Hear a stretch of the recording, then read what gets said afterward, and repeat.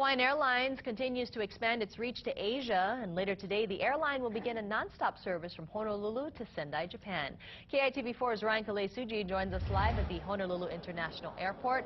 And Ryan, certainly a significant route, but not only for Hawaiian, but for the city of Sendai as well. Yeah, that's absolutely right, Mahia. We're here at the Honolulu International Airport where Hawaiian Airlines will launch that new non-stop direct flight to Sendai. I'm joined this morning by Hawaii Tourism Authority President, Mr. Mike McCartney. Thank you so much for joining us.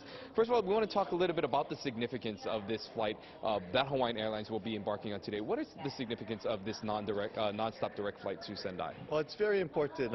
Sendai has a warm place in our heart in Hawaii.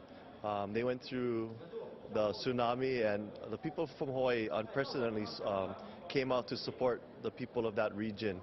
And I think it's reconnecting all of us to have that direct flight. So one, I think it's of important cultural significance between our two island places that we connect with each other. And I think secondly, the most important thing, it adds another city of access from Japan to Honolulu. It's so critical that we now have 7 airports that Japanese can come to Hawaii, and I think that is a great addition. And, you know, overall, when you look at the efforts by them to sort of in this recovery efforts and having more visitors go obviously has a lot to do with that. But what do you think their efforts has been on their end to kind of rebuild their economy? Because Hawaii has played a large part in that as well. The people of Hawaii gave over $8 million. People still go today. People like Lloyd Kawakami from Iolani Sportswear, he and his family, he still goes there and helps the victims there.